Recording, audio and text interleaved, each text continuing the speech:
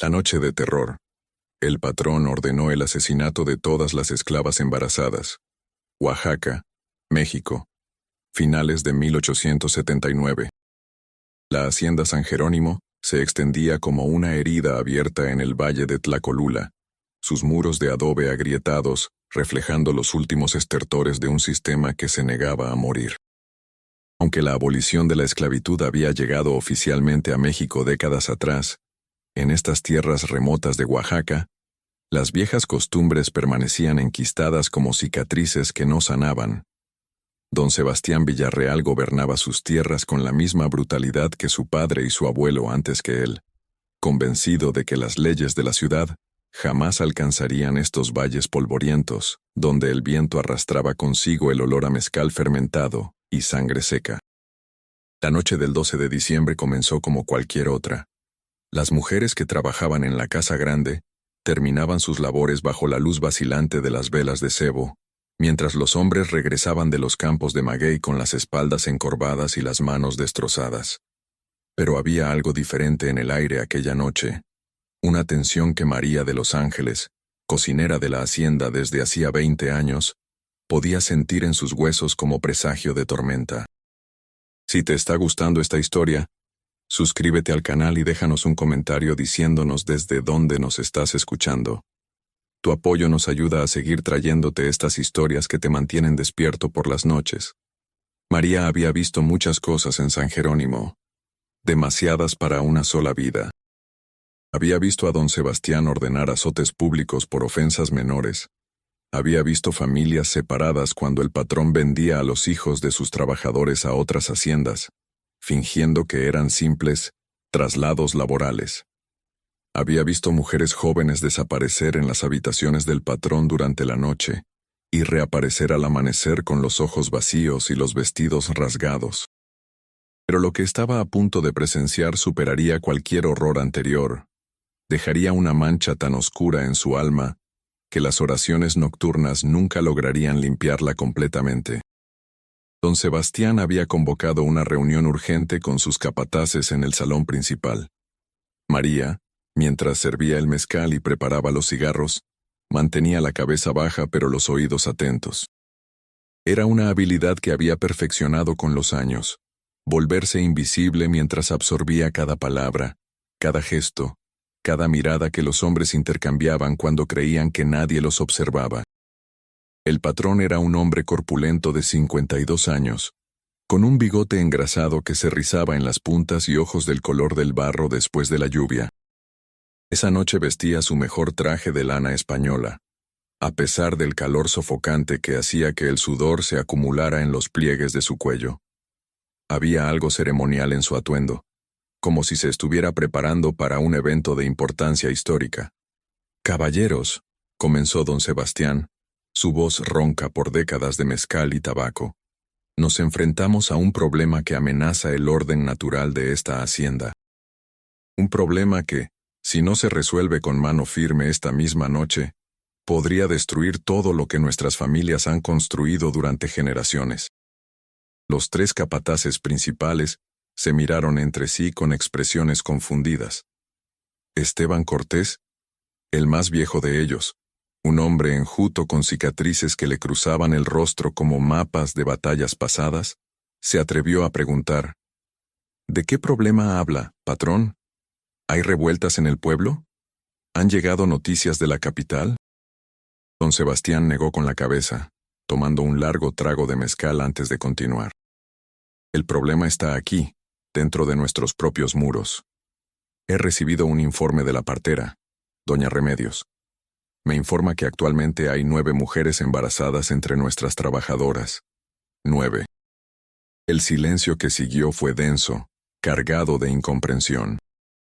María sintió que sus manos comenzaban a temblar mientras sostenía la botella de mezcal. Sabía que algo terrible estaba por venir. Podía sentirlo en la forma en que don Sebastián pronunciaba las palabras, como si estuviera escupiendo veneno. «No entiendo cuál es el problema, patrón», dijo Joaquín Maldonado, el segundo capataz, un hombre más joven con ambiciones de algún día tener su propia hacienda. «Los niños eventualmente se convierten en trabajadores, Es el ciclo natural de las cosas. Don Sebastián se levantó bruscamente, su silla raspando contra el suelo de piedra con un chirrido que hizo que María se estremeciera. ¿El ciclo natural? ¿Natural?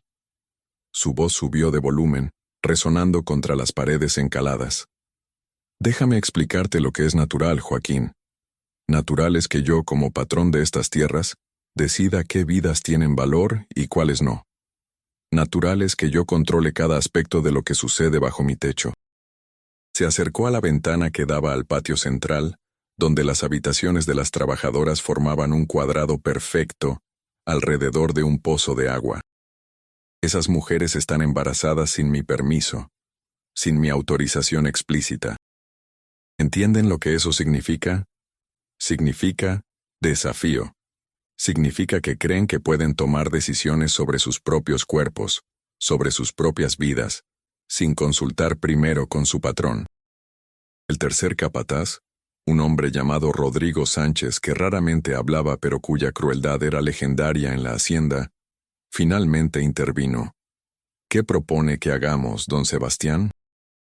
La sonrisa que se dibujó en el rostro del patrón fue lo más aterrador que María había visto jamás. No era una sonrisa de alegría o satisfacción, sino algo más oscuro, más primal.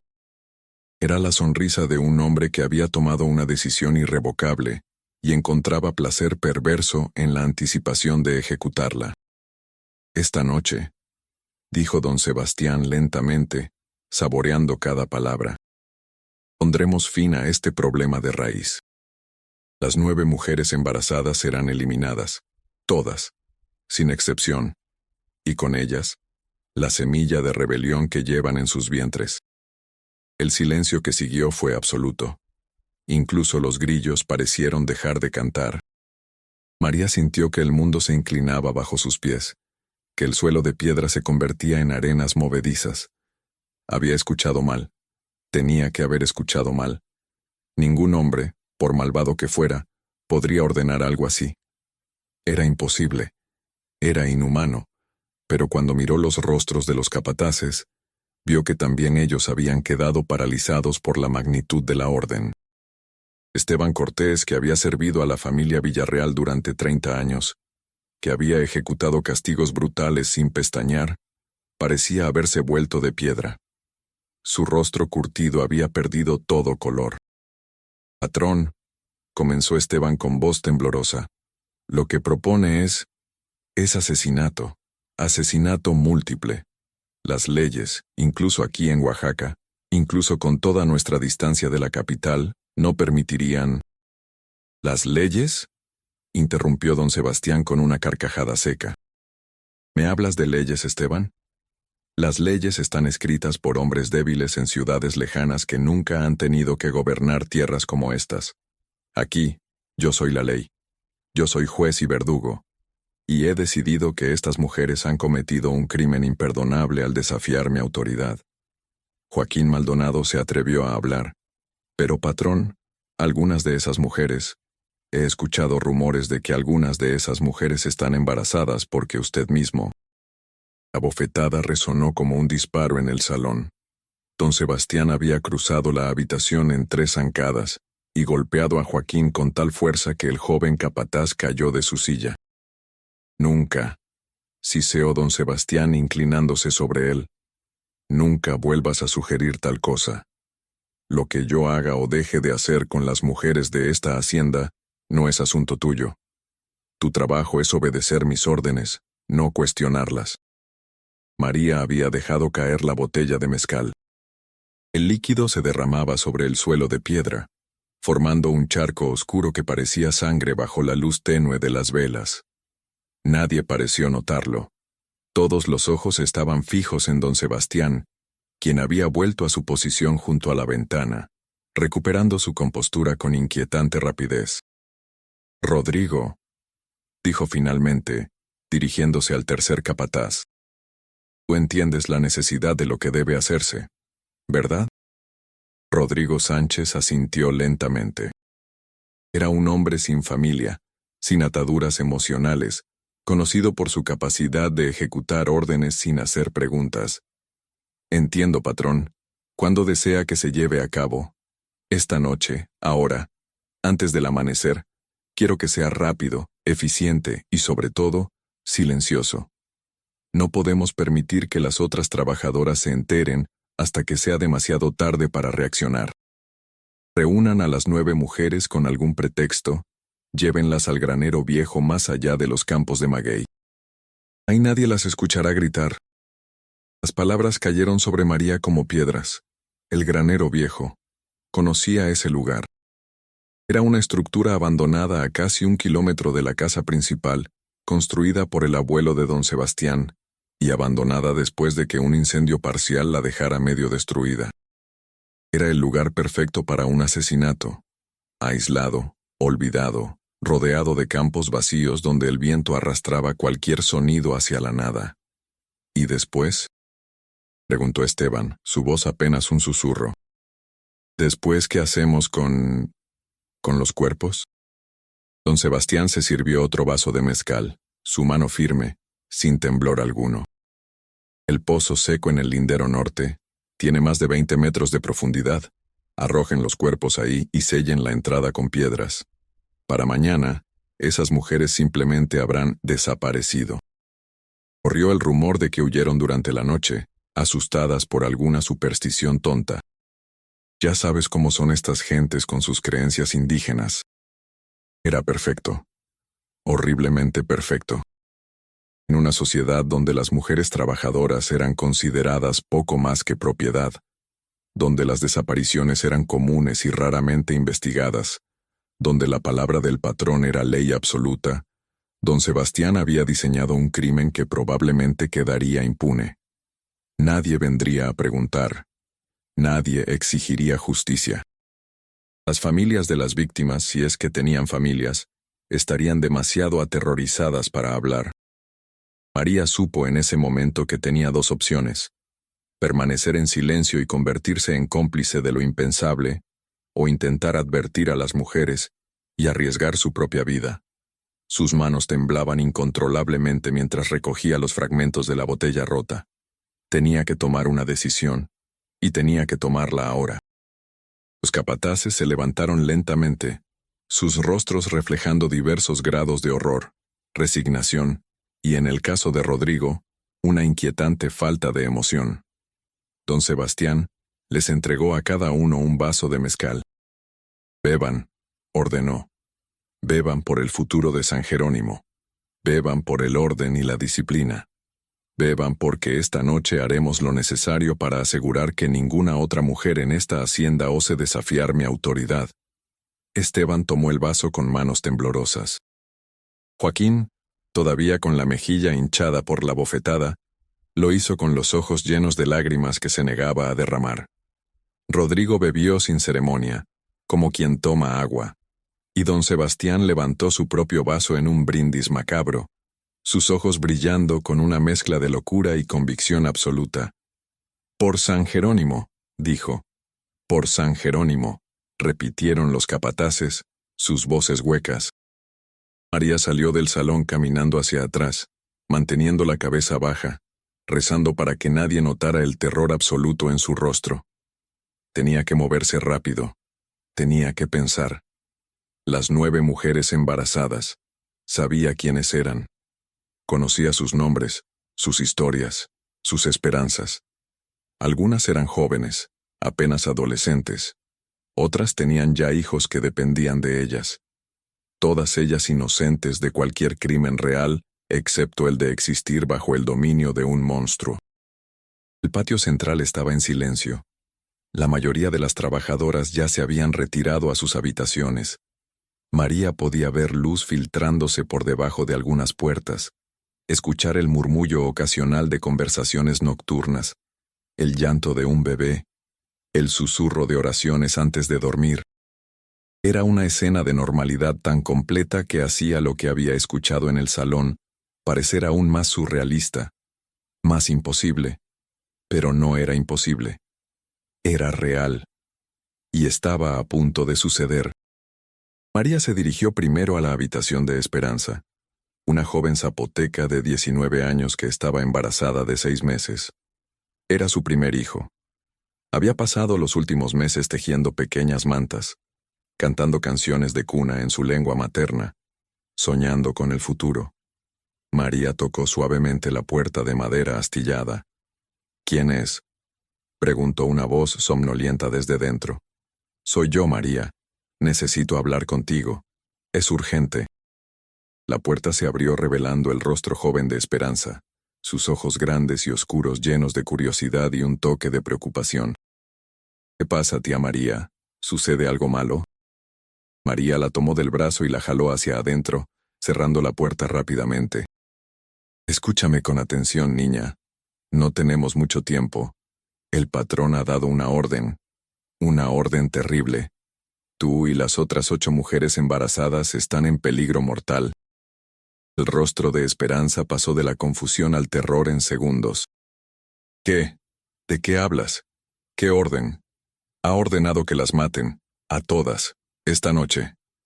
Las palabras salieron de la boca de María como cuchillos, cortando el aire entre ellas. Los capataces vendrán pronto a buscarlas con algún pretexto. Las llevarán al granero viejo y ahí... No pudo terminar la frase. No necesitaba hacerlo. Esperanza se tambaleó, su mano instintivamente moviéndose para proteger su vientre abultado.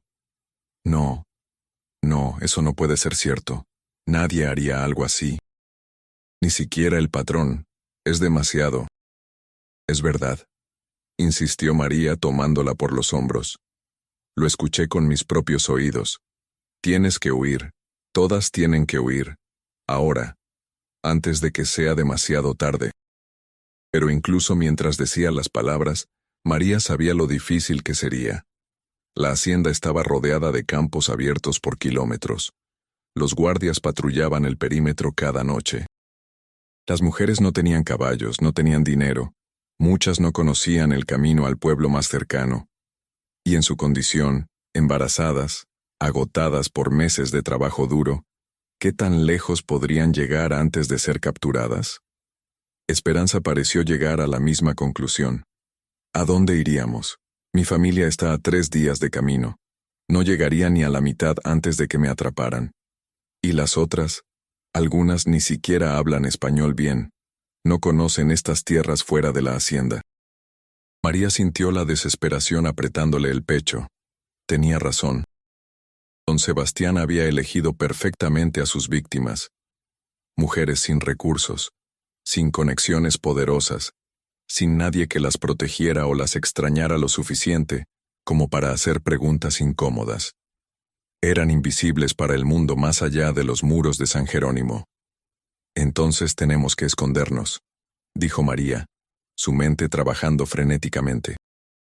Hay lugares en la hacienda donde podríamos... No hay ningún lugar donde don Sebastián no pueda encontrarnos, interrumpió Esperanza, su voz ahora extrañamente calmada. Era la calma de quien ha aceptado lo inevitable. Conoce cada rincón de estas tierras, y si nos escondemos, solo prolongaremos lo inevitable. Además, ¿qué pasará con nuestras familias? ¿Con nuestros otros hijos? El patrón los castigará si descubre que sabíamos y tratamos de huir. La lógica era implacable. Don Sebastián había construido un sistema donde la resistencia era prácticamente imposible, donde cada acto de rebelión traería consecuencias devastadoras no solo para la rebelde, sino para todos los que la rodeaban. Era un control total, absoluto, diseñado para aplastar cualquier atisbo de esperanza o autonomía. Entonces tenemos que luchar, dijo María, aunque sabía lo absurdo de la idea. Podemos armarnos, podemos... ¿Armarnos con qué?, preguntó Esperanza con una sonrisa triste. ¿Cuchillos de cocina contra rifles y pistolas? ¿9 mujeres embarazadas contra 20 hombres armados? Tía María, sé que quieres ayudar, pero tienes que pensar racionalmente. Racionalmente. La palabra sonaba obscena en estas circunstancias. No había nada racional en lo que estaba a punto de suceder. Era pura locura, pura maldad concentrada en la mente de un hombre que había confundido el poder con el derecho divino. Un golpe fuerte en la puerta las sobresaltó a ambas. ¡Esperanza! ¡Abre la puerta! El patrón solicita tu presencia en el establo. Todas las mujeres embarazadas deben presentarse inmediatamente. Era la voz de Rodrigo Sánchez, fría y autoritaria. El momento había llegado, más rápido de lo que María había anticipado. Los capataces debían haber salido del salón inmediatamente después de ella, moviéndose con eficiencia militar para ejecutar la orden de don Sebastián antes de que la noticia pudiera propagarse. Esperanza miró a María con ojos que ya parecían pertenecerle a un fantasma. «Cuida de mi madre», susurró, «y si el bebé sobrevive de alguna manera, dile que lo amé incluso antes de conocerlo». «No». María la agarró del brazo, negándose a dejarla ir. «No puedes simplemente rendirte. Tiene que haber algo». Pero Esperanza se liberó suavemente de su agarre. «Si no voy, vendrán por mí de todas formas. Y si resisto, harán que sea peor. Para mí y para todos los demás. Al menos si voy voluntariamente, tal vez sea rápido. Tal vez no sufra tanto». Era la pragmática aceptación de alguien que había vivido toda su vida sin control sobre su destino. Alguien que había aprendido que la supervivencia a menudo significaba ceder, obedecer, aceptar lo inaceptable, y ahora, incluso esa habilidad de supervivencia había dejado de ser suficiente. El golpe en la puerta se repitió, más fuerte esta vez. «Ahora, Esperanza, no me hagas derribar esta puerta». Esperanza abrió la puerta, su rostro una máscara de calma artificial. Rodrigo estaba afuera, acompañado de 2 guardias armados con rifles. Sus ojos barrieron la habitación, posándose brevemente en María antes de volver a Esperanza. «Vamos», ordenó. «El patrón necesita que todas las mujeres embarazadas se presenten en el establo para una revisión médica. Doña Remedios está esperando». Era una mentira tan transparente que María casi gritó la verdad. Pero se contuvo, sabiendo que hacerlo solo aceleraría su propia muerte sin salvar a nadie. En cambio, observó impotente mientras Esperanza salía de la habitación, caminando con la dignidad que solo puede mostrar alguien que ha decidido enfrentar su destino sin quebrarse. Desde su posición en la puerta, María pudo ver a las otras mujeres siendo sacadas de sus habitaciones. Reconoció a cada una. Dolores, embarazada de gemelos, que había perdido a su primer hijo el año anterior. Carmen, que apenas tenía 17 años y había sido violada por uno de los capataces. Guadalupe, una mujer mayor en sus 40 años que había pensado que ya no podría concebir. Josefina, Martina, Rosa, Catalina y Lucía. 9 mujeres, 9 vidas, y las vidas aún no nacidas que llevaban consigo. Todas caminaban hacia el patio central con las cabezas gachas, algunas llorando silenciosamente, otras en estado de shock visible.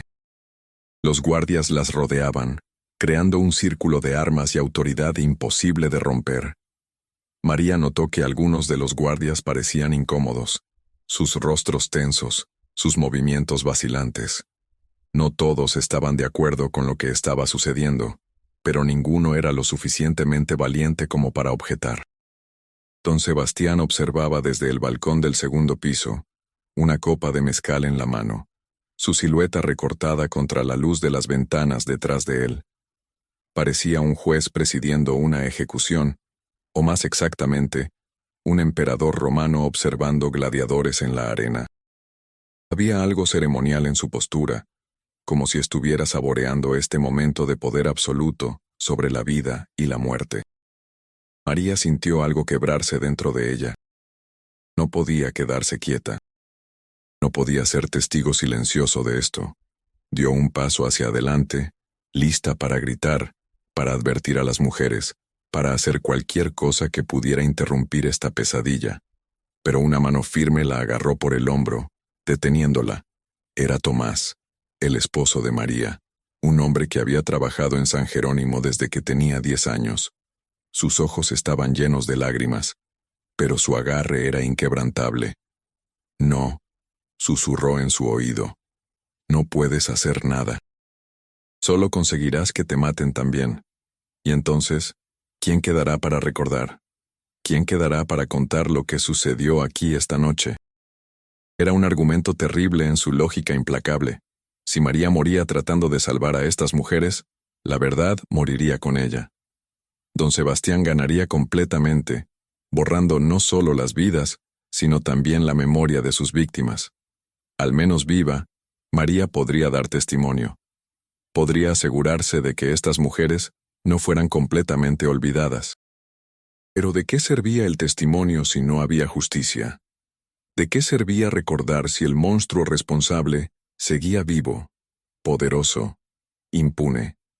Las mujeres fueron conducidas hacia el exterior de la hacienda, sus figuras desvaneciéndose en la oscuridad más allá de las antorchas del patio. María las vio desaparecer una por una, sus siluetas tragadas por la noche como si la tierra misma las estuviera consumiendo.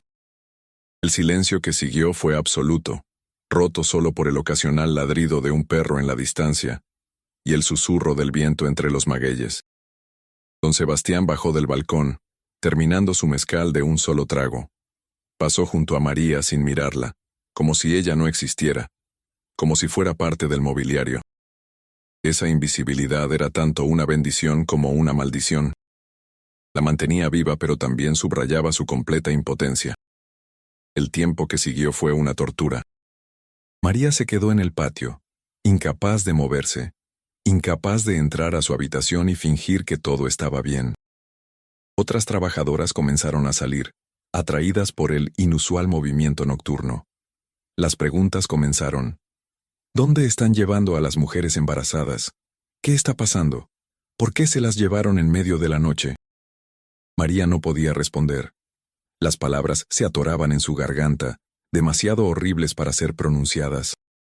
Todo lo que podía hacer era negar con la cabeza y rezar en silencio, aunque sus oraciones se sentían huecas, dirigidas a un Dios que claramente había abandonado San Jerónimo hacía mucho tiempo. Pasó 1 hora, luego 2. La luna se movía lentamente a través del cielo estrellado, indiferente al horror que se desarrollaba bajo su luz plateada. María contaba los minutos, imaginando lo que estaba sucediendo en el granero viejo. ¿Ya habría terminado? ¿Las mujeres habrían sufrido? ¿Habrían gritado? ¿Habrían rogado por sus vidas? Cuando los capataces finalmente regresaron era casi la medianoche. Venían a pie, sus caballos dejados atrás, sus ropas manchadas con algo que María prefería no identificar en la oscuridad. Rodrigo caminaba al frente, su rostro una máscara impenetrable. Esteban venía detrás tambaleándose ligeramente, y María se dio cuenta de que había estado bebiendo, probablemente tratando de ahogar lo que acababa de hacer. Joaquín era el último, sus ojos rojos, claramente habiendo llorado, su juventud haciendo imposible ocultar el impacto emocional de lo que había presenciado o participado. Don Sebastián los esperaba en el salón, otra copa de mezcal en la mano. María, que había sido convocada para limpiar, pudo escuchar su pregunta casual, casi aburrida. ¿Está hecho? Está hecho, confirmó Rodrigo con voz plana. ¿Todas? Todas. ¿Y los cuerpos? En el pozo, sellado como ordenó. Nadie los encontrará. Don Sebastián asintió con satisfacción, como un comerciante que acaba de cerrar un negocio exitoso. Bien, muy bien. Mañana haremos circular la historia de que las mujeres huyeron durante la noche, asustadas por alguna superstición tonta sobre el embarazo y la luna llena. Ya sabes cómo son estas gentes ignorantes con sus creencias paganas. Nadie cuestionará la historia. María dejó caer una copa. El sonido del cristal rompiéndose contra el suelo de piedra pareció llenar toda la habitación. Todos los ojos se volvieron hacia ella. Por un momento el terror la paralizó. Había revelado su presencia, su atención a la conversación. ¿La matarían también por saber demasiado? Pero don Sebastián simplemente la miró con irritación. Limpia eso y retírate. Y si valoras tu vida, olvidarás todo lo que has visto y escuchado esta noche. ¿Entendido? María asintió, sus manos temblando mientras recogía los fragmentos de cristal. Sí, patrón, no vi nada, no escuché nada. Bien. Porque si alguna vez por cualquier razón decides hablar de esta noche con alguien, No serás tú quien sufra las consecuencias. Será tu esposo. Serán tus hijos. Será cada miembro de tu familia. ¿Me explico con claridad? Sí, patrón. Fue despedida con un gesto de la mano, como se despide a un insecto molesto. María salió del salón con las piernas temblorosas, cada paso requiriendo un esfuerzo consciente de no colapsar. Una vez fuera, vomitó en los arbustos, su cuerpo rechazando la realidad de lo que acababa de presenciar. El resto de la noche pasó en una bruma. María se sentó en el patio, mirando las estrellas, tratando de encontrar algún sentido en un mundo donde algo así podía suceder. Otras trabajadoras vinieron y se fueron, haciendo preguntas sobre las mujeres desaparecidas. María repitió mecánicamente la historia oficial. Habían huido durante la noche, asustadas. Tal vez habían vuelto con sus familias. Nadie realmente le creyó. Era una historia demasiado conveniente, demasiado limpia. Pero en San Jerónimo, creer o no creer era irrelevante. Lo que importaba era sobrevivir. Y sobrevivir significaba aceptar las mentiras oficiales, sin importar cuán transparentes fueran. El amanecer llegó finalmente, pintando el cielo de rosas y dorados que parecían obscenamente hermosos dadas las circunstancias. Don Sebastián apareció en el balcón, vestido para otro día de trabajo, su rostro mostrando ninguna señal de remordimiento o conflicto interno. Dio sus órdenes rutinarias para el día, asignó tareas, inspeccionó el ganado. Era como si la noche anterior nunca hubiera ocurrido, pero algo había cambiado en la hacienda. María podía sentirlo en la forma en que las trabajadoras se movían, más cautelosas, más silenciosas. Las conversaciones se apagaban cuando los capataces se acercaban. Las miradas se desviaban hacia el suelo con más frecuencia. Un miedo nuevo y más profundo se había instalado en San Jerónimo. El miedo de que si don Sebastián podía hacer desaparecer a 9 mujeres en una sola noche sin consecuencias, entonces nadie estaba realmente a salvo. En los días que siguieron, las familias de las mujeres desaparecidas llegaron buscando respuestas. La madre de Esperanza, una mujer anciana que había caminado 2 días desde su pueblo, se presentó en la puerta de la hacienda exigiendo saber dónde estaba su hija. Don Sebastián la recibió personalmente, con una sonrisa compasiva y explicaciones pacientes sobre cómo Esperanza había huido durante la noche, posiblemente de regreso a su pueblo natal, aunque por una ruta diferente. Quizás se cruzaron en el camino, sugirió con falsa preocupación. Estas cosas pasan. Las mujeres embarazadas a veces tienen ideas extrañas, impulsos irracionales.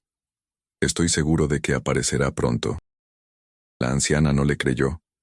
María, observando desde la distancia, pudo ver la sospecha y el dolor en sus ojos. ¿Pero qué podía hacer? Era una mujer indígena pobre sin recursos legales, sin conexiones poderosas. Su palabra contra la del patrón no tenía ningún valor en el sistema judicial de Oaxaca, especialmente en estas tierras remotas donde la corrupción era omnipresente y los jueces eran amigos personales de don Sebastián. Se fue finalmente, encorvada bajo el peso de una verdad que intuía pero no podía probar. María la vio alejarse por el camino polvoriento, su figura pequeña volviéndose cada vez más diminuta hasta desaparecer por completo. Se preguntó si la anciana moriría sin saber nunca con certeza qué le había pasado a su hija, viviendo el resto de sus días con la agonía de la incertidumbre. Pasaron semanas. La vida en San Jerónimo continuó con su ritmo brutal habitual. Las cosechas debían ser atendidas, el ganado alimentado, las tortillas hechas. La tragedia quedó enterrada bajo el peso de la supervivencia diaria.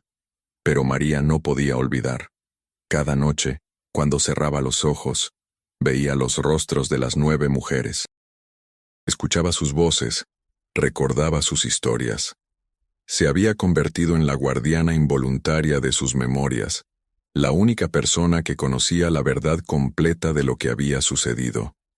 Comenzó a escribir en secreto, usando papel robado de la oficina del patrón, y tinta que hacía con carbón y agua. Escondía sus escritos en una caja de metal enterrada bajo el piso de tierra de su habitación. Documentaba todo: los nombres de las víctimas, la fecha exacta del crimen, los detalles de la conversación que había escuchado, la descripción de lo que había visto. No sabía si alguien leería alguna vez estas palabras, pero necesitaba registrarlas. Era su única forma de resistencia, su único acto de desafío contra el intento de don Sebastián de borrar completamente lo que había hecho. Un mes después del crimen, algo extraño comenzó a suceder. Los trabajadores que pasaban cerca del granero viejo reportaban escuchar sonidos durante la noche: llantos de bebés, voces de mujeres cantando canciones de cuna. Al principio, don Sebastián desestimó estos reportes como superstición tonta, el resultado de mentes ignorantes y demasiada imaginación. Pero los reportes continuaron, volviéndose más frecuentes y específicos.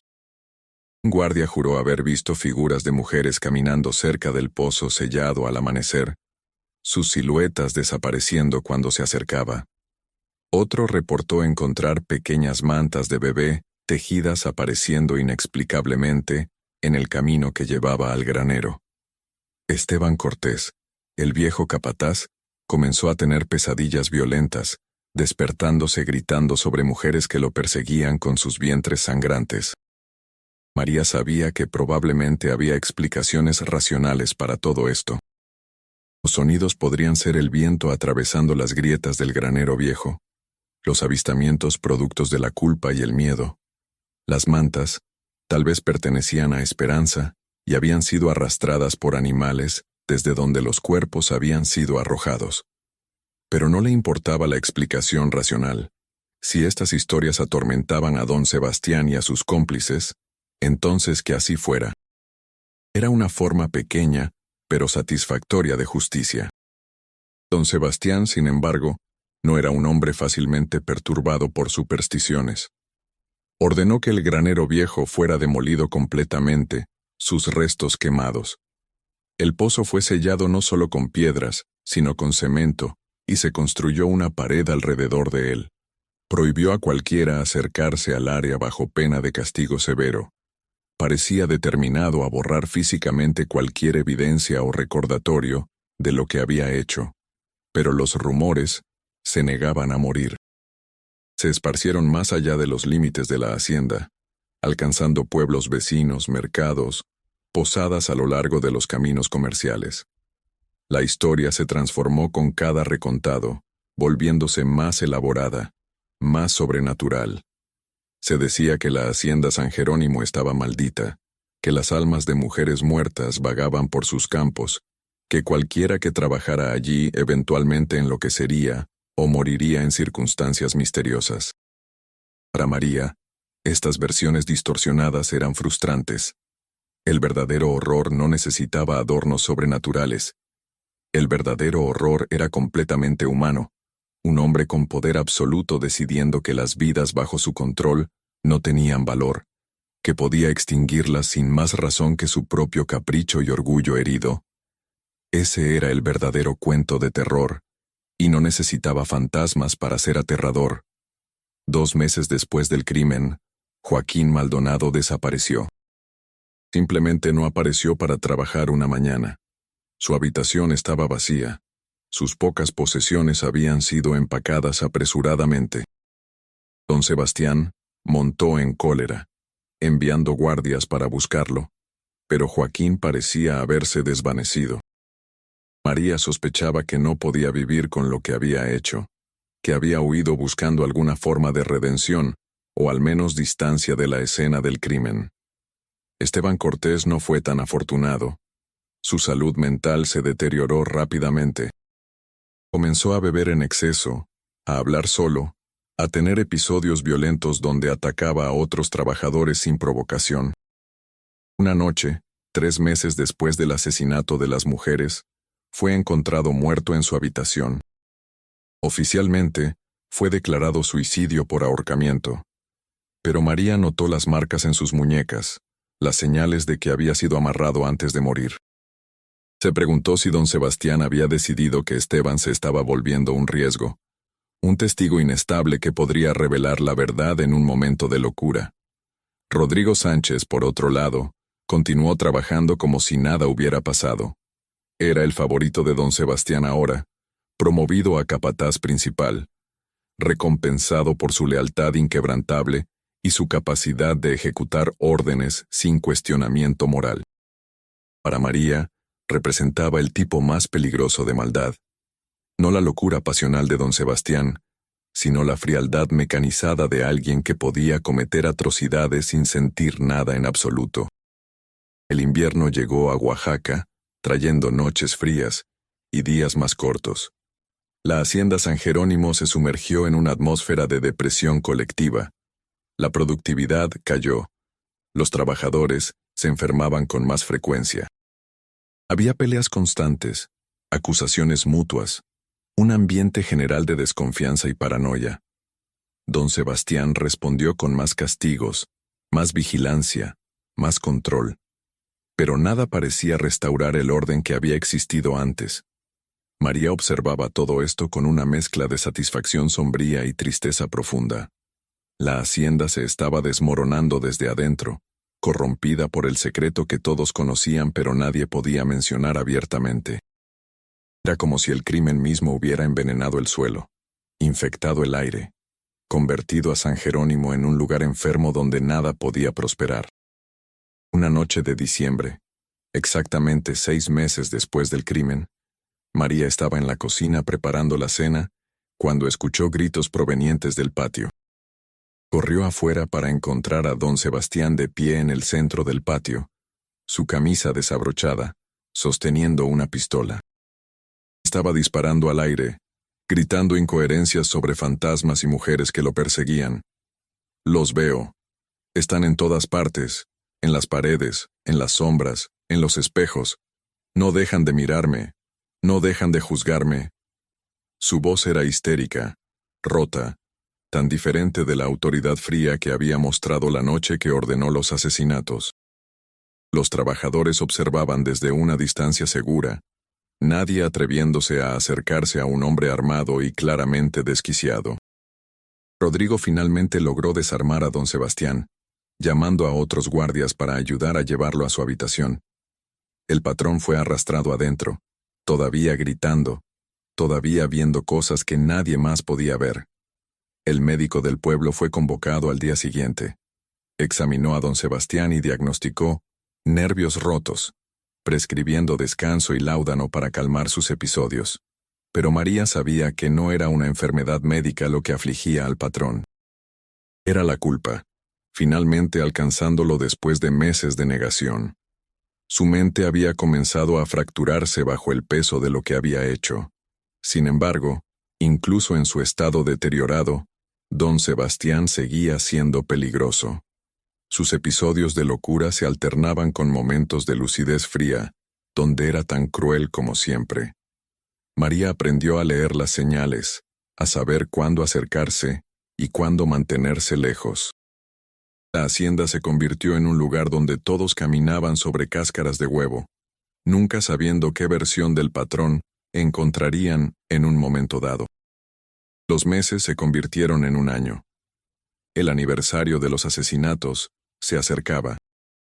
María había continuado escribiendo en secreto, expandiendo su testimonio, añadiendo nuevos detalles conforme los recordaba, documentando las consecuencias del crimen. Su caja de metal enterrada ahora contenía casi 50 páginas de testimonios escritos a mano, una crónica completa de lo que había sucedido en San Jerónimo. Sabía que era peligroso guardar estos escritos. Si don Sebastián o Rodrigo los descubrieran, la matarían inmediatamente, pero también sabía que eran importantes. Eran la única prueba real de lo que había ocurrido, la única cosa que impedía que las 9 mujeres fueran completamente olvidadas, borradas de la historia como si nunca hubieran existido. Una noche, 2 semanas antes del aniversario, María fue despertada por golpes urgentes en su puerta. Era Dolores, la hermana mayor de Carmen, una de las mujeres asesinadas. Había viajado desde su pueblo, Un viaje peligroso para una mujer sola de noche, arriesgando su propia seguridad. Necesito saber la verdad, dijo Dolores, sus ojos ardiendo con determinación. Nadie me dice nada. Todos evaden mis preguntas. Pero tú sabes algo, ¿verdad? Vi cómo reaccionaste cuando pregunté por Carmen hace meses. Vi el miedo en tus ojos. Por favor, te lo ruego. Era mi hermana pequeña. Tengo derecho a saber qué le pasó. María miró alrededor nerviosamente. Era peligroso hablar, incluso en la oscuridad de la noche. Pero viendo el dolor y la desesperación en el rostro de Dolores, tomó una decisión. Le contaría la verdad. Finalmente, alguien escucharía. Alguien sabría. Se sentaron en el rincón más oscuro de la habitación de María, sus voces apenas audibles susurros. María contó todo. La conversación que había escuchado, la orden de don Sebastián, cómo las mujeres fueron llevadas al granero viejo, lo que sucedió después. Dolores escuchó en silencio, lágrimas corriendo por sus mejillas, sus manos apretadas en puños tan fuertes que sus nudillos se volvieron blancos. Cuando María terminó, Dolores se quedó en silencio por un largo rato. Luego preguntó, ¿hay pruebas? ¿Algo que pueda llevar a las autoridades? María sacó su caja de metal del escondite bajo el suelo. Esto, dijo, entregándole a Dolores sus escritos. He documentado todo, nombres, fechas, detalles. Es mi testimonio, mi palabra contra la de don Sebastián. No sé si será suficiente, pero es todo lo que tengo. Dolores tomó las páginas con manos temblorosas, sus ojos escaneando las palabras escritas a mano. Esto es peligroso, dijo finalmente. Si alguien te descubre con esto... Lo sé, María la interrumpió. Por eso quiero que tú las tomes. Llévalas contigo. Escóndelas en algún lugar seguro lejos de aquí. Si algo me pasa, al menos habrá un registro de lo que sucedió. Al menos tu hermana y las otras no serán olvidadas completamente. Dolores envolvió los papeles cuidadosamente en un trozo de tela encerada. Iré a la capital, prometió. Encontraré a alguien que escuche. Un periodista, un abogado, alguien que pueda hacer que don Sebastián rinda cuentas. No sé cuánto tiempo tomará, pero te juro que no descansaré hasta que se haga justicia. Fue una promesa valiente, aunque ambas mujeres sabían lo difícil que sería cumplirla. El sistema estaba diseñado para proteger a hombres como don Sebastián, no para castigarlos. Pero era una posibilidad, una chispa de esperanza en la oscuridad abrumadora.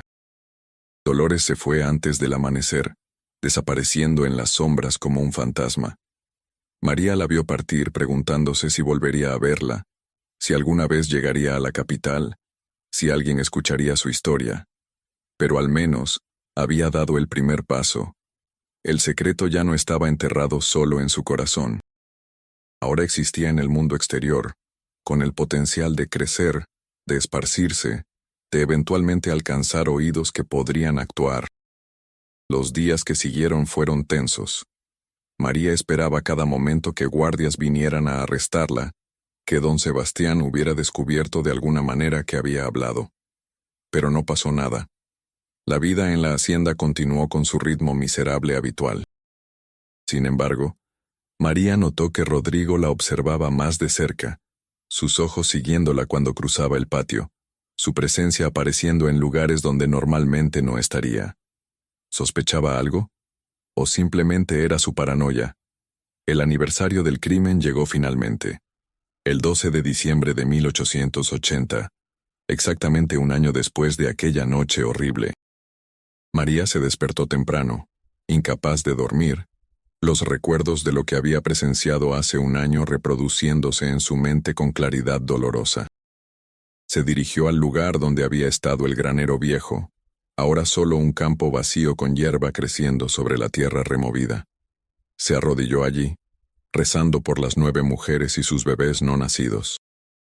No era religiosa de la manera en que la Iglesia definía la religión, pero en ese momento sentía la necesidad de algún ritual, alguna forma de marcar este día terrible, de honrar a las que habían muerto sin ceremonia ni entierro apropiado.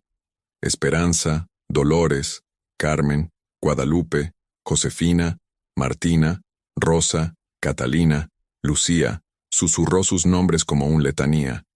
No las olvidaré, nunca las olvidaré. Sus nombres seguirán siendo dichos, su historia será contada. Un sonido detrás de ella la hizo girar bruscamente.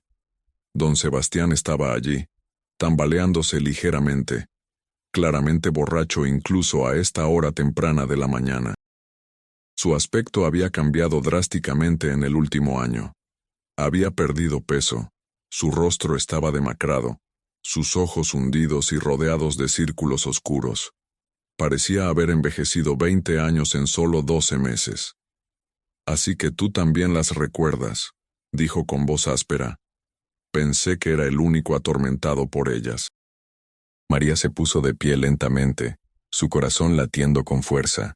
Era peligroso estar sola con él, especialmente aquí, en este lugar cargado de memoria y culpa. «Patrón, yo solo estaba...» «No mientas», la interrumpió. «Sé por qué estás aquí. Es el aniversario. Lo recordaste, tal como yo lo recordé.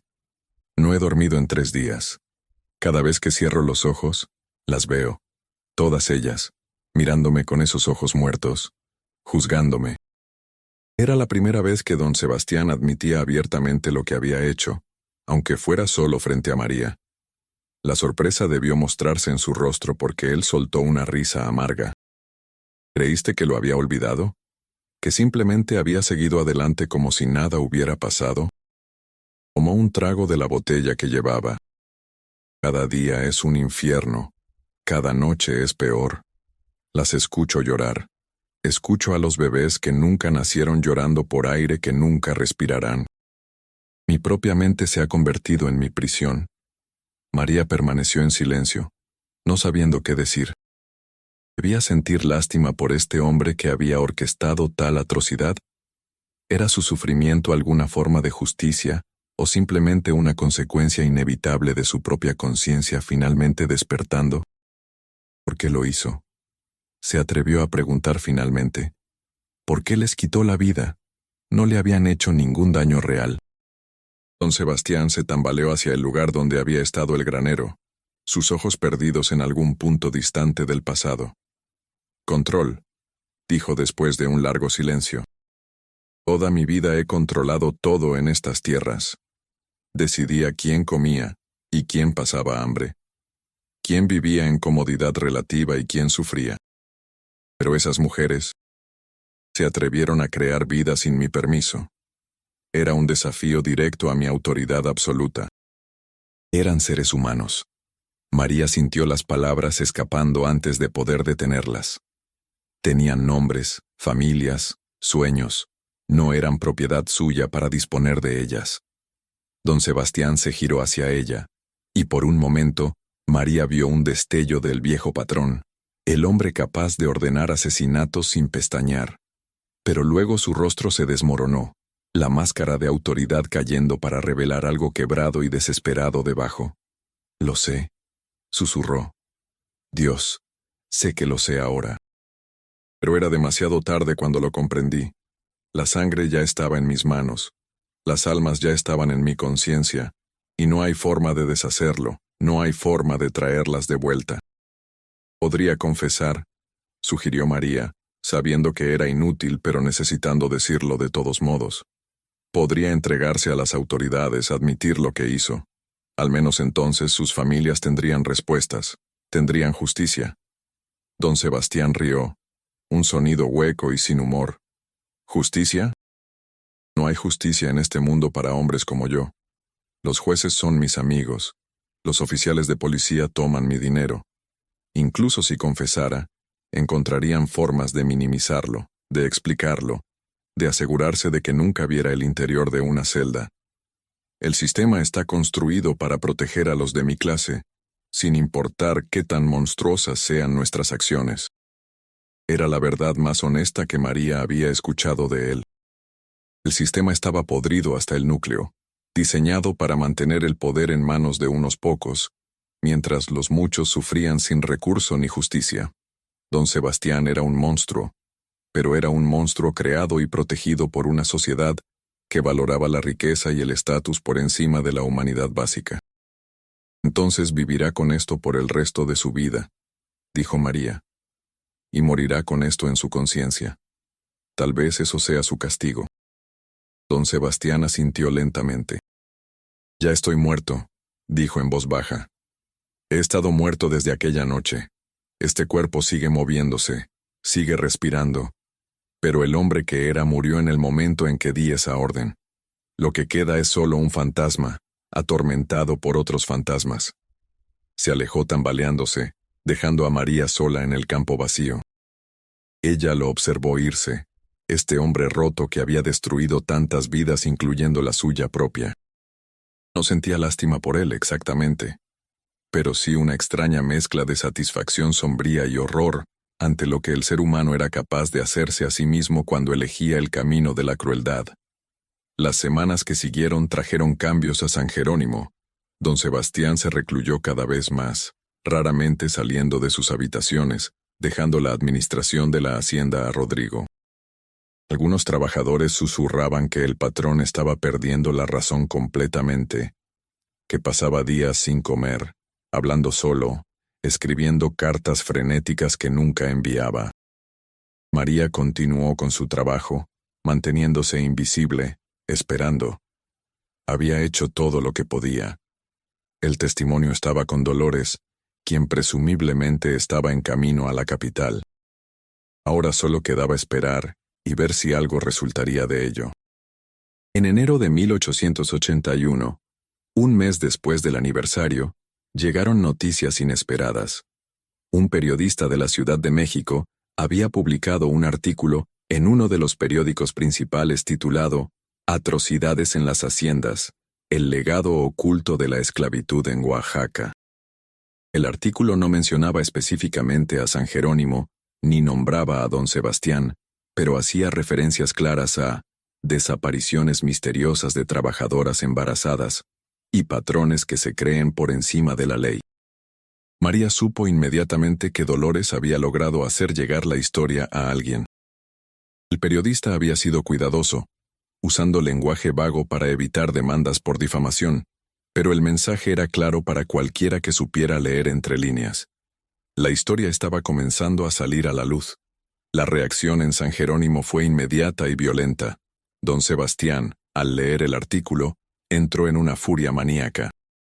Ordenó que se revisaran todas las habitaciones de los trabajadores, buscando cualquier evidencia de comunicación con periodistas o autoridades externas. Rodrigo llevó a cabo las búsquedas con eficiencia brutal, destrozando las pocas posesiones que los trabajadores tenían, intimidando a cualquiera que mostrara el más mínimo signo de conocimiento sobre el artículo. Cuando llegaron a la habitación de María, ella mantuvo la calma. Su caja de metal estaba con Dolores, lejos de aquí. No había nada que encontrar. Rodrigo revisó cada rincón, volcó su jergón, revisó sus escasas ropas. No encontró nada, pero sus ojos la observaron con sospecha profunda. El patrón sabe que alguien habló, dijo en voz baja, su rostro a centímetros del de María.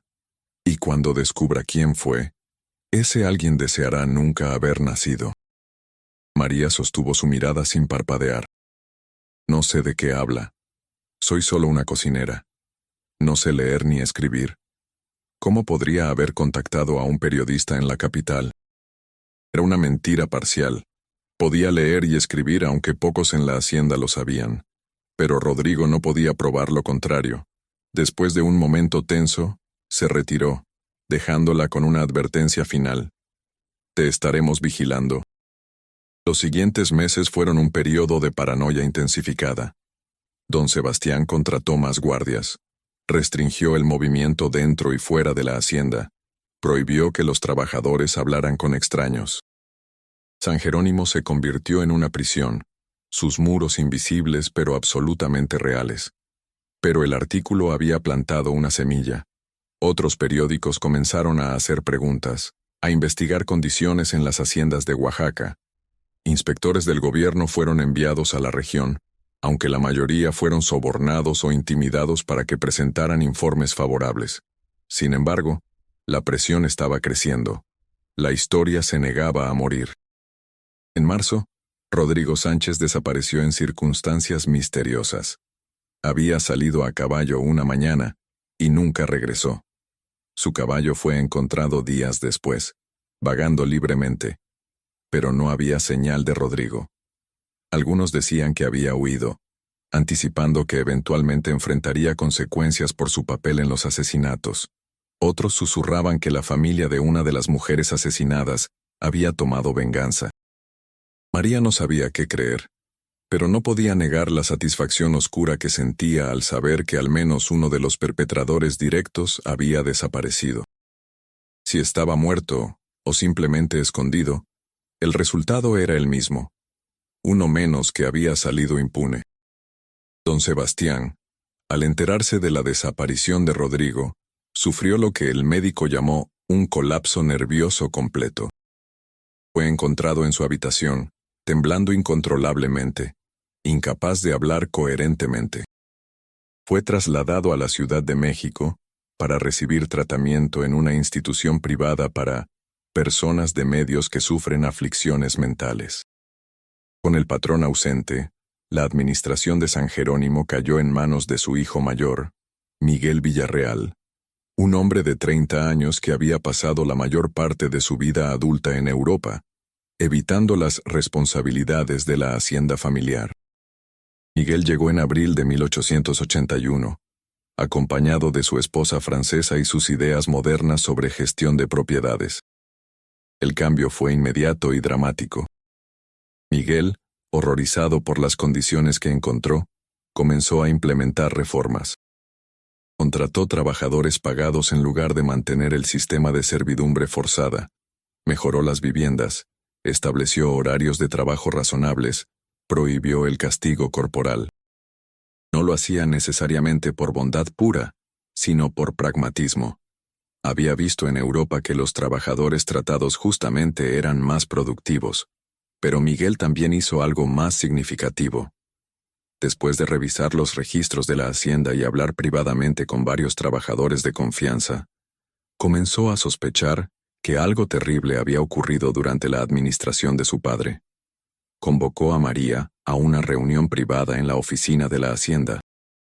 He escuchado rumores, comenzó sin preámbulos.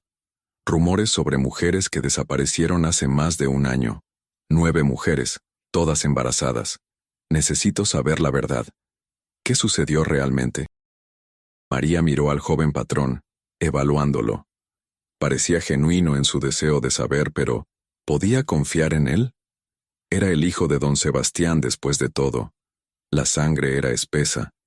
Sin embargo, había algo diferente en Miguel, una conciencia que su padre nunca había poseído. Si le cuento la verdad, dijo María cuidadosamente, ¿qué hará con esa información? Miguel se reclinó en su silla considerando la pregunta seriamente. Depende de lo que me diga. Si se cometió un crimen, tengo la obligación moral de reportarlo a las autoridades apropiadas, sin importar quién esté implicado, incluso si es mi propio padre. Era la respuesta correcta, pero ¿significaba lo que decía? María tomó una decisión. Le contó todo, desde el principio hasta el final, no omitiendo ningún detalle. Miguel escuchó en silencio, su rostro volviéndose cada vez más pálido conforme la historia se desarrollaba. Cuando María terminó, Miguel permaneció en silencio por largo rato. Finalmente habló, su voz temblorosa. Dios mío, ¿mi padre realmente hizo eso? ¿Ordenó el asesinato de 9 mujeres? Sí, y Rodrigo Sánchez las ejecutó, con la ayuda de Esteban Cortés y Joaquín Maldonado.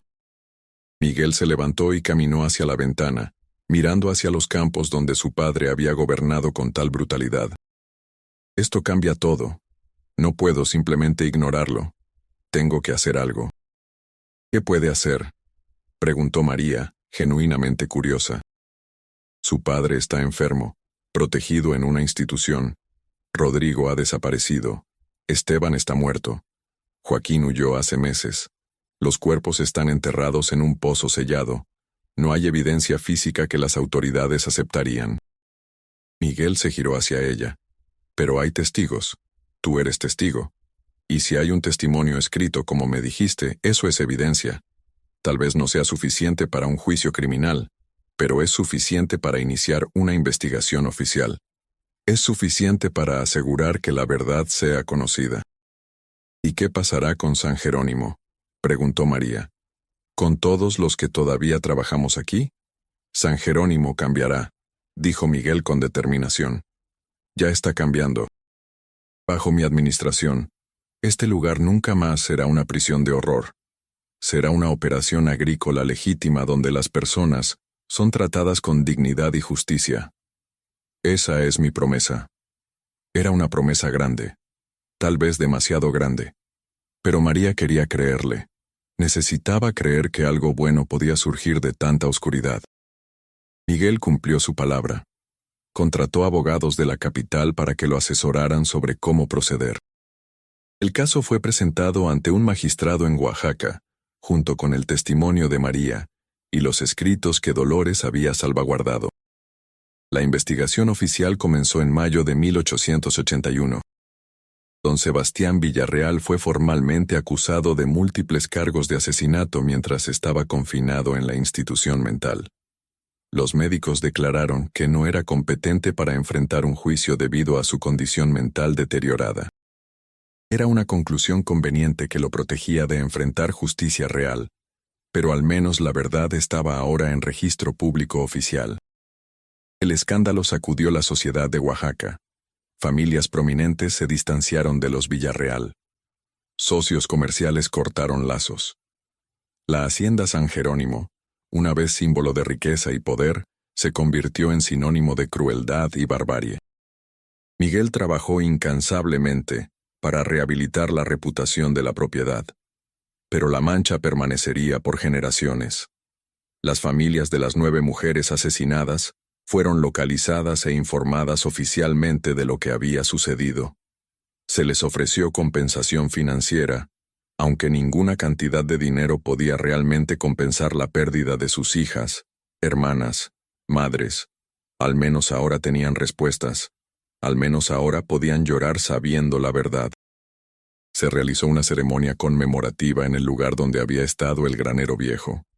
Miguel ordenó que se erigiera un monumento de piedra con los nombres de las 9 mujeres grabados: Esperanza, Dolores, Carmen, Guadalupe, Josefina, Martina, Rosa, Catalina y Lucía.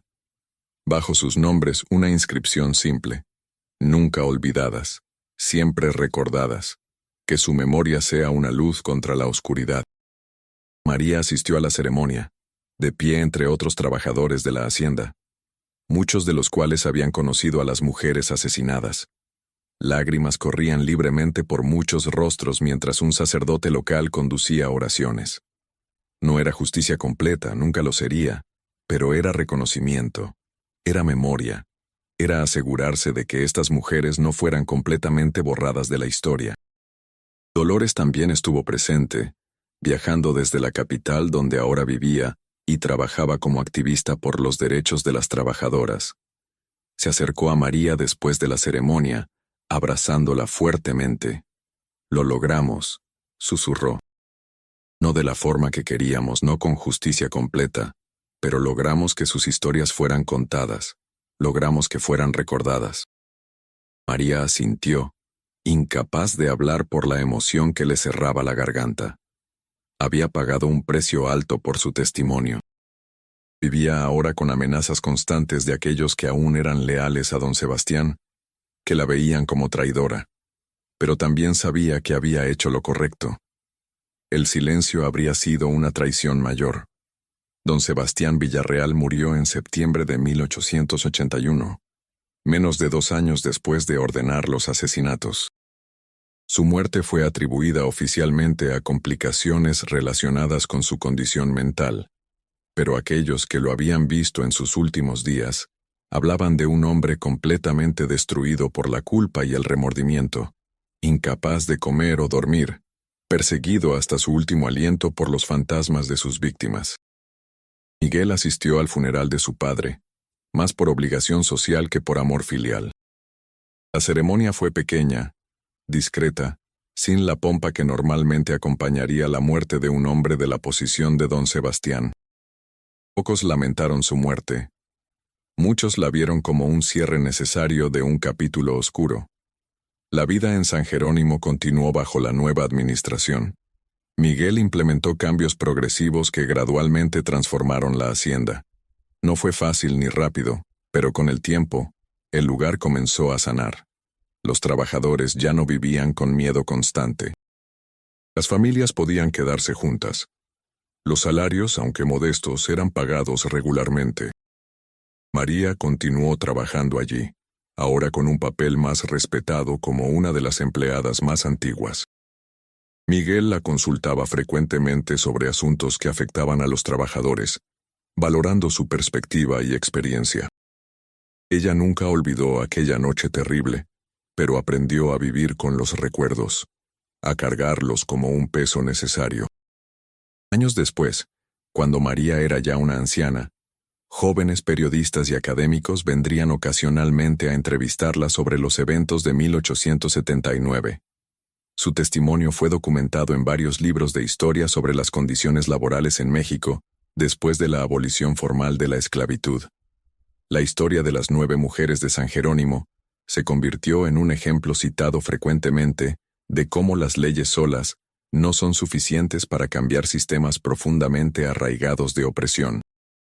Pero para María, nunca fue solo una historia histórica abstracta. Eran nombres y rostros que recordaba claramente incluso en su vejez. Era Esperanza cantando canciones de cuna a su vientre. Era Carmen tejiendo pequeñas mantas con esperanza en sus ojos. Era cada una de las 9 mujeres cuyas vidas habían sido cortadas brutalmente por el capricho de un hombre que confundió poder con derecho. En sus últimos años, María visitaba el monumento regularmente, limpiando la piedra, colocando flores cuando podía permitírselas. Hablaba con las mujeres como si todavía pudieran escucharla, actualizándolas sobre los cambios en la hacienda, sobre cómo sus muertes no habían sido completamente en vano, sobre cómo habían inspirado reformas que beneficiaban a generaciones posteriores de trabajadores. No pude salvarlas, les decía, pero me aseguré de que fueran recordadas. Me aseguré de que la verdad fuera contada. Es lo único que pude hacer, y espero que sea suficiente. La hacienda San Jerónimo eventualmente sería dividida y vendida, transformada en pequeñas propiedades agrícolas durante las reformas agrarias del siglo XX. El edificio principal fue demolido en los años 1920, sus piedras reutilizadas para construir una escuela en el pueblo cercano. Pero el monumento a las 9 mujeres permaneció, protegido por ley como sitio de memoria histórica. Hoy, más de un siglo después, el monumento todavía está de pie. Los turistas ocasionalmente lo visitan, leyendo los nombres grabados en la piedra, aprendiendo sobre lo que sucedió allí. Grupos de derechos humanos lo usan como un lugar de reflexión sobre la violencia contra las mujeres y los abusos de poder. Estudiantes escriben ensayos sobre las implicaciones históricas de los eventos de 1879. Pero más importante que los visitantes ocasionales son los locales que mantienen viva la memoria. Descendientes de las familias de las víctimas regresan cada año en el aniversario para realizar una vigilia. Encienden velas, cantan canciones tradicionales zapotecas, cuentan las historias de sus ancestras a las nuevas generaciones.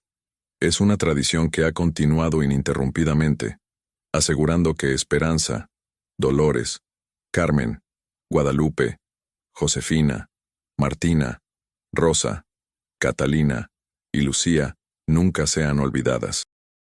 La historia de aquella noche de terror en 1879 es un recordatorio brutal de lo que los humanos son capaces de hacerse unos a otros cuando el poder no tiene límites y la empatía está ausente.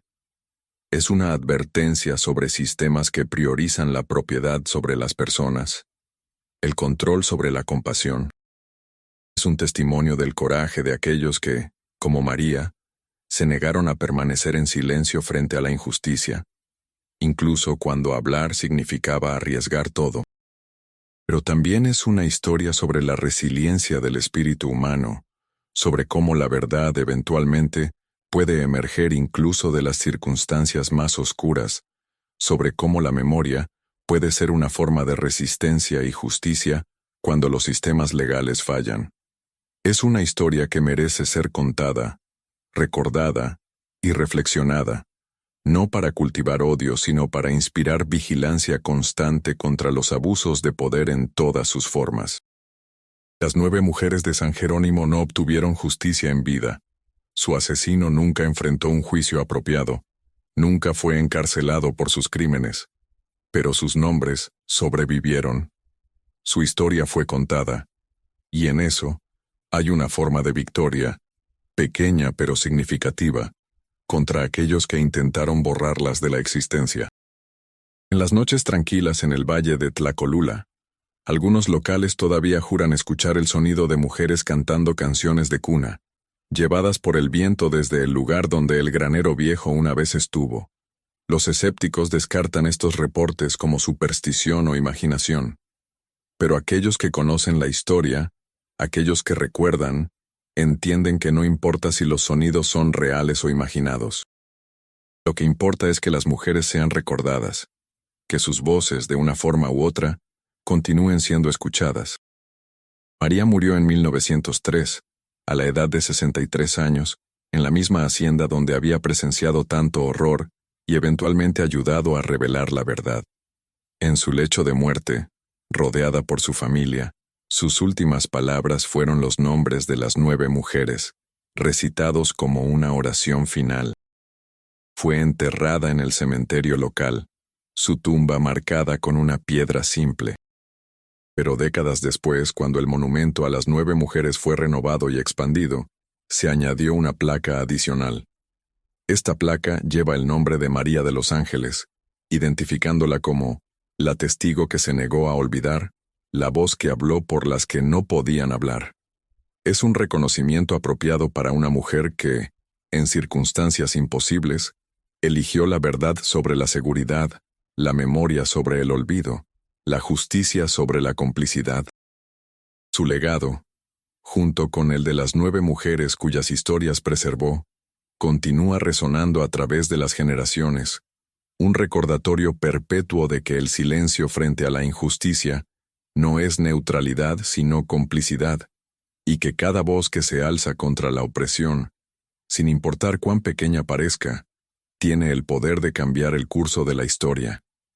La noche de terror del 12 de diciembre de 1879, en la hacienda San Jerónimo, fue un momento de oscuridad absoluta en la historia humana. Pero de esa oscuridad emergió también una luz, la luz de aquellos que se negaron a dejar que la oscuridad tuviera la última palabra, que lucharon para asegurar que la verdad fuera conocida, que la justicia, aunque imperfecta e incompleta, eventualmente prevaleciera. Es una historia que nos desafía a examinar nuestros propios tiempos, nuestros propios sistemas de poder, nuestras propias complicidades. Nos pregunta, ¿qué haríamos nosotros en la posición de María? ¿Hablaríamos o permaneceríamos en silencio? ¿Resistiríamos o nos conformaríamos? ¿Recordaríamos u olvidaríamos? Las respuestas a estas preguntas definen no solo quiénes somos como individuos, sino qué tipo de sociedad construimos colectivamente. Y es por eso que historias como esta deben ser contadas, una y otra vez, para cada nueva generación. Porque la lucha por la dignidad humana, por la justicia, por la memoria de aquellos que han sido silenciados, nunca termina realmente. Es una responsabilidad continua que todos compartimos. Los nombres grabados en piedra en el valle de Tlacolula son más que un monumento al pasado. Son un llamado al presente y al futuro. Son un recordatorio de que cada vida importa, que cada injusticia debe ser confrontada, que cada verdad debe ser contada. Y son un testimonio del poder duradero de la memoria humana para resistir incluso los intentos más brutales de borrar, olvidar y negar. Esperanza, Dolores, Carmen, Guadalupe, Josefina, Martina, Rosa, Catalina, Lucía y María. Estos nombres, Una vez casi perdidos en la oscuridad de la historia, ahora brillan como estrellas, guiándonos hacia un futuro donde tales atrocidades no solo sean recordadas sino activamente prevenidas, donde el poder esté equilibrado por la responsabilidad, donde la justicia no sea un privilegio sino un derecho, donde ninguna vida pueda ser descartada como insignificante. Esa es la verdadera lección de la noche de terror en San Jerónimo, que incluso en los momentos más oscuros, la humanidad puede encontrar la fuerza para resistir, para recordar y para construir algo mejor sobre las cenizas de lo que fue destruido. Es una lección que sigue siendo dolorosamente relevante hoy, y lo será mientras existan desequilibrios de poder y la tentación de olvidar las lecciones del pasado. La historia termina, pero la memoria continúa. Y en esa continuación reside tanto nuestra responsabilidad como nuestra esperanza.